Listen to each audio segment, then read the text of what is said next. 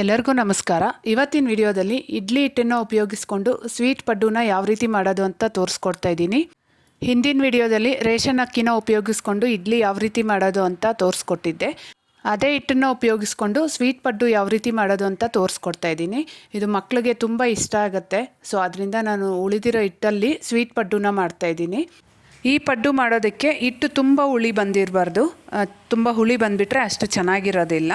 ಹಿಟ್ಟನ್ನು ರುಬ್ಬಿಕೊಂಡಿದ್ದ ದಿನ ಆದರೂ ಮಾಡ್ಬೋದು, ಇಲ್ಲ ನೆಕ್ಸ್ಟ್ ಡೇನೇ ಮಾಡ್ಕೊಂಬಿಡಬೇಕು.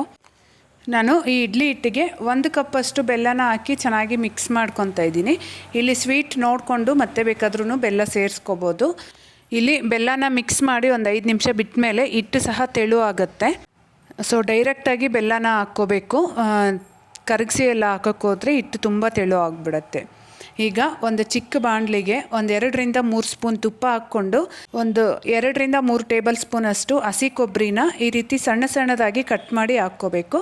ಹಾಕ್ಕೊಂಡು ಇದು ಚೆನ್ನಾಗಿ ಬ್ರೌನ್ ಕಲರ್ ಬರೋವರೆಗೂ ಫ್ರೈ ಮಾಡ್ಕೋಬೇಕು. ಇದು ತುಪ್ಪದಲ್ಲಿ ಫ್ರೈ ಮಾಡ್ತಾ ಇದ್ರೇ ಮನೆಯೆಲ್ಲ ಘಮ್ ಅಂತ ವಾಸನೆ ಬರ್ತಾ ಇರುತ್ತೆ. ಇಲ್ಲಿ ನಿಮ್ಗೆ ಇಷ್ಟ ಇದ್ದರೆ 2 ಸ್ಪೂನ್ ಬಿಳಿ ಎಳ್ಳು ಸಹ ಫ್ರೈ ಮಾಡಿ ಹಾಕ್ಕೋಬೋದು. ನೋಡಿ, ಈಗ ಬೆಲ್ಲ ಸಹ ಚೆನ್ನಾಗಿ ಕರಗಿದೆ. ಈಗ ನಾವು ರೆಡಿ ಮಾಡಿ ಇಟ್ಕೊಂಡಿರೋಂತಹ ಹಸಿ ಕೊಬ್ಬರಿನ ತುಪ್ಪದ ಸಮೇತ ಹಾಕ್ಕೋಬೇಕು. ಟೇಸ್ಟ್ ಚೆನ್ನಾಗಿರುತ್ತೆ. ಈಗ ಇದಕ್ಕೆ ಒಂದು 4-5 ಏಲಕ್ಕಿನ ಚೆನ್ನಾಗಿ ಕುಟ್ಟಿ ಪುಡಿ ಮಾಡಿ ಅದನ್ನು ಸಹ ಹಾಕ್ಕೋಬೇಕು. ಹಾಕ್ಕೊಂಡು ಇದನ್ನು ಚೆನ್ನಾಗಿ ಮಿಕ್ಸ್ ಮಾಡ್ಕೋಬೇಕು. ಈ ಟೈಮಲ್ಲಿ ಸ್ವೀಟ್ನ ಚೆಕ್ ಮಾಡಿಕೊಂಡು ಬೆಲ್ಲ ಏನಾದರೂ ಕಡಿಮೆ ಇದ್ದರೆ ಇನ್ನೂ ಸ್ವಲ್ಪ ಹಾಕ್ಕೋಬೋದು. ಹಾಕ್ಕೊಂಡು ಒಂದು 5 ನಿಮಿಷ ಹಂಗೆ ಮಿಕ್ಸ್ ಮಾಡ್ತಾಯಿದ್ರೆ ಕರಗೋಗುತ್ತೆ. ಈಗ ಇನ್ನೊಂದು ಕಡೆ ಸ್ಟವ್ ಮೇಲೆ ಪಡ್ಡು ಪ್ಯಾನ್ ಇಟ್ಕೊಂಡಿದ್ದೀನಿ. ಪ್ಯಾನ್ಗೆ ಒಂದು ಸ್ವಲ್ಪ ತುಪ್ಪ ಹಾಕ್ಕೊಂಡು ನಾವು ರೆಡಿ ಮಾಡಿ ಇಟ್ಕೊಂಡಿರೋಂತಹ ಈ ಪಡ್ಡು ಹಿಟ್ಟನ್ನು ಹಾಕ್ಕೊಂಡು ಪ್ಲೇಟ್ ಮುಚ್ಚಿ ಲೋ ಫ್ಲೇಮಲ್ಲೇ ಇದನ್ನು ಬೇಯೋದಕ್ಕೆ ಬಿಡಬೇಕು.